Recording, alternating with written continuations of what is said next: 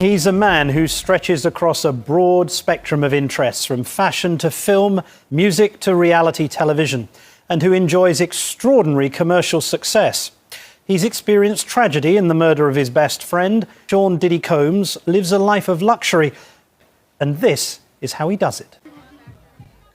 Turn to your left. Sean Combs, Puff Daddy, P Diddy, and now just plain Diddy. What's up, y'all? It's your boy Diddy. A man of many names and plenty of products. Called Diddy B. Amid another promotional orgy, Tell your friends about it. Diddy greets me like a long-lost friend. What's up, man?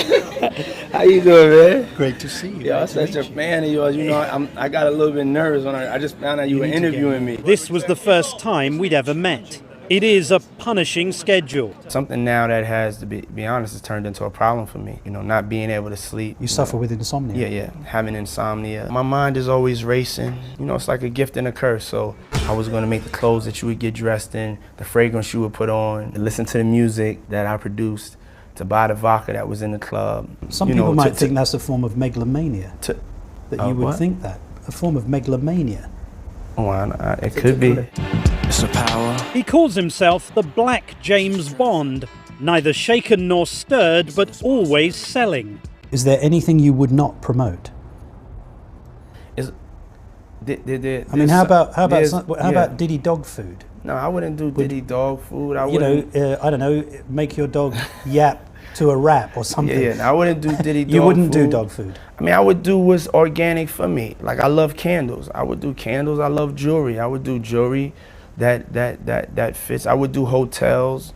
You know, whatever was in the realm of entertainment or lifestyle, a curator of cool, you know, that's what I do. His bad boy business empire, with Diddy at the center, is now worth an estimated $345 million. I take pride in being one of the, most successful producers in hip hop history. You know, I have the most number ones as a hip hop artist. These are things that when I say it, people are like, you have the most number ones. It was also during the mid-90s that a venomous feud broke out between his label and the West Coast Death Row Records. In September '96, Tupac Shakur, the most talented artist at Death Row, was murdered in a drive-by shooting in Las Vegas. 6 months later, Biggie Smalls suffered a similar fate in LA. Kinda hard with you not around. Know you in heaven smiling down. Diddy released a song in tribute to him. He's reluctant to discuss either killing. I want to ask you, if I may, about the sudden and tragic death of your close friend and colleague, Mr. Biggie Smalls. I decided, like, it was just something that I just wasn't going to really be talking about no more. You know what I'm saying? It's something that, is just in the past. I've talked about it so much. I love him. I miss him. He's one of my best friends. It's a tragic loss. But do you have any idea who killed him? No. No idea? No idea. Do you know who was responsible for the killing of Tupac Shakur? No, I don't. But you still feel the loss of your friends? Yeah, of course. I feel the loss of my friends. I feel the loss of Tupac. A hardcore gangster rapper, hip-hop producer, enter middle age.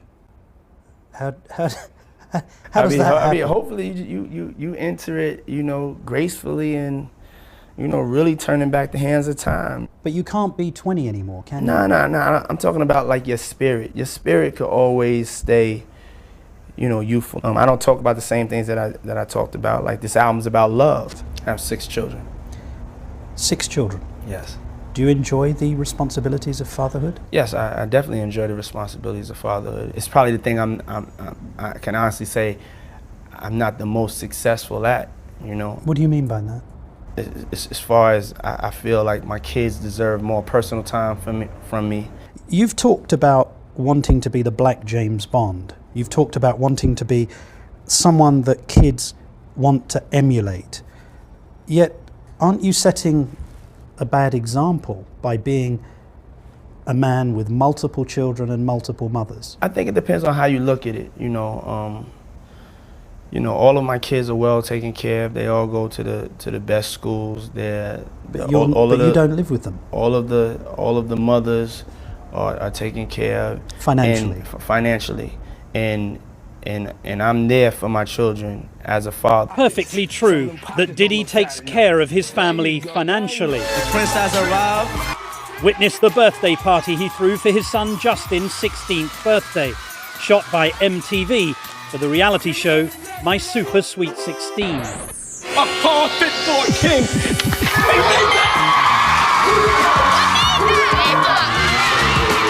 This is the best birthday ever. Love you, boy.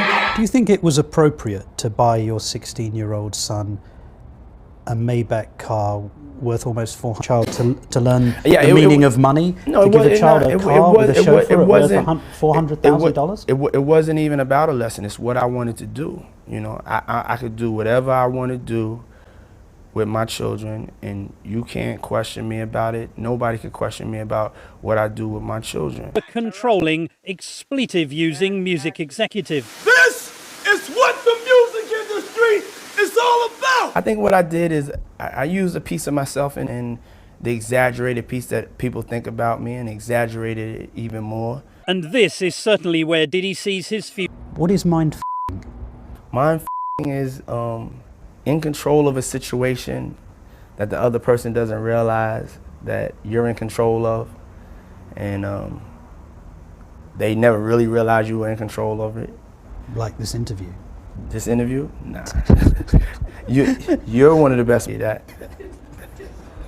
Thank you very much. I'll take that as a compliment. It is a compliment. It is a compliment.